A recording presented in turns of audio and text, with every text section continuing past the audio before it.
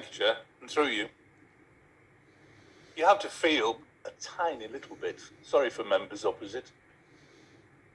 Their party is, after all, facing potential annihilation at the next general election. They lost 1,000 local government seats last May, one of their worst performances ever.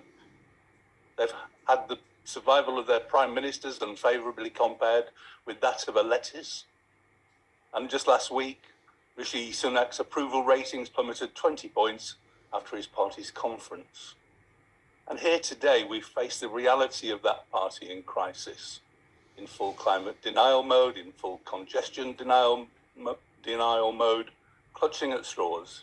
And most obvious of all, this motion before us shows that the current Tory obsession with road charging. It is clear that the motion's primary purpose is to proscribe, to refute road charging as a component of any congestion relief plan, or as a component of a route to better bus service provision. And that is a denial of the inevitability of road charging from government of any colour to compensate for the multi-billion-pound loss of vehicle excise duty and fuel tax. It's on its way. And let's be clear, the motion is wrong when it states that the GCP didn't have a plan B. Of course it had a plan B. That was what was presented after we'd reviewed the response to the Making Connections consultation. And that changed plan was very well received, particularly by those initially unsure. And the combined authority did have a new transport and connectivity plan.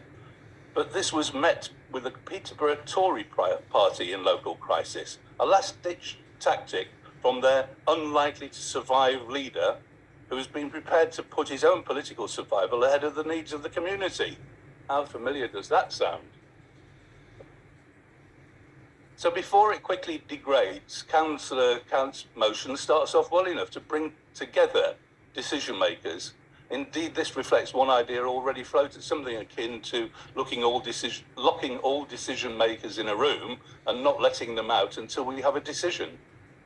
And we actually have some successful models of that, including the independently run GCP Citizens Assembly, which took place over 2 weekends back in 2019. And more modestly, in recent months, we've had a local rural bus summit, a mayoral transport conference, and an active Travel England conference in Peterborough, where all the local authorities and experts gathered to thrash out solutions to the problems we're encountering. Although I don't remember seeing Wayne there. Anyway, this proffered collaboration, is it real or illusory, Chair? Without any sense of irony, considering the £12 million wasted by their former mayor and his vanity CAM project, they impugn the money spent on producing an updated CPCA transport plan and on the GCP's business case preparation, both of which were required to progress the plans, but which have now been thrown away.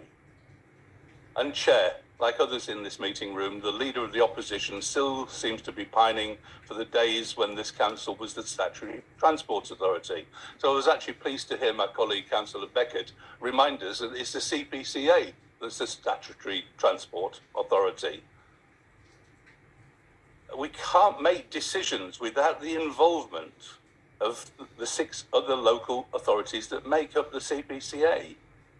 Indeed, that seems to be the heart of the problem. We cannot trust the opposition to work in partnership with us in a reliable, trustworthy way, a way that will not put political ambition ahead of the needs of our communities. Without that trust, Chair, I can't support this motion. Thank you.